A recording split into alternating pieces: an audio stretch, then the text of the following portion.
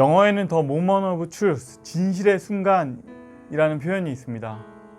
이거는 승부가 결정나는 순간, 가장 중요한 순간, 결정적인 어떤 스포츠에서의 한 순간, 그런 순간들을 말합니다. 이 표현은 원래는요, 투에서 쓰는 용어입니다. 마지막에 투우사가 칼을 들어서 승부를 결정내는 순간을 가리키죠. 그런데 이 표현을 스페인의 한 교수가 자신의 마케팅 이론에 적용하면서 유명해진 것입니다. 그런데 이 표현에서 쓰인 단어, 그 단어가 다른 것이 아니라 진실이라는 것이 참 재미있는 점입니다. 가장 결정적인 순간에 가장 진실된 모습이 드러난다는 것이죠. 어쩌면 오늘 본문은 다윗의 바로 그 순간입니다.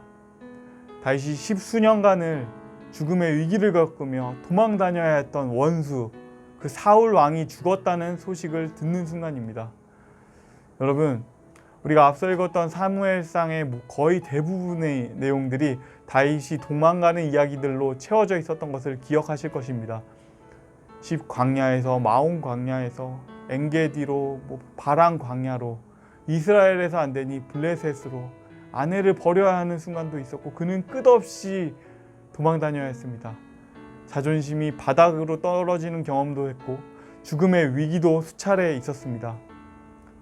어쩌면 그러니 이 사울이 죽었다는 이 소식은 다윗에게 있어서 가장 결정적인 승리의 소식이었을 것입니다. 동시에 이 소식은 다윗이 이제 도망가야 되는 그 도피 생활이 끝났다는 소식이고, 그의 10수년간 계속되었던 잠 못 드는 밤이 끝났다는 소식이었을 것입니다. 어쩌면 우리가 잘 아는 찬양가사에서 나오듯이 다윗처럼 춤을 추면서 기쁨의 춤을 출 만한 상황이었던 것이죠. 전심으로 즐거워할 만한 그런 순간이었다는 말입니다. 그런데요, 오늘 본문을 보니까 다윗이 그렇게 하지 않습니다. 그가 자신의 옷을 찢으며 슬퍼하고 울며 금식합니다. 그리고 그가 슬퍼한 이유가 14절에 나옵니다.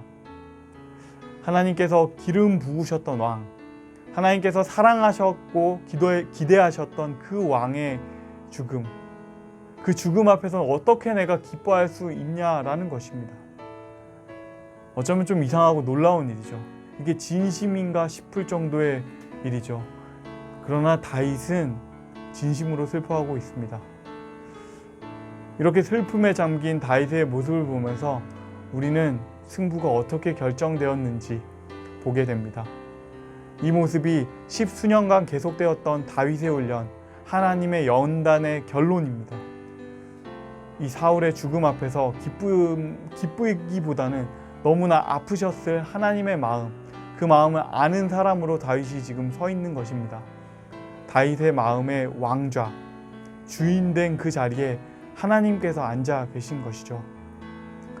그리고 다윗의 마음, 그 마음 가운데 이 별명이 떠오르게 됩니다. 하나님의 마음에 합한 자 다윗. 그 다윗의 모습을 오늘 우리가 본문을 통해서 읽게 됩니다. 여러분, 우리에게도 반드시 그 순간이 찾아올 것입니다. The moment of truth, 가장 결정적인 그 진실의 순간, 우리의 진심이 드러나는 그 순간이 올 것입니다. 그 순간에 우리의 모습은 어떤 모습일까요? 우리 역시 온전히 훈련된 하나님의 용사로 발견되기를 정말로 간절히 소망합니다. 우리 함께 기도하겠습니다.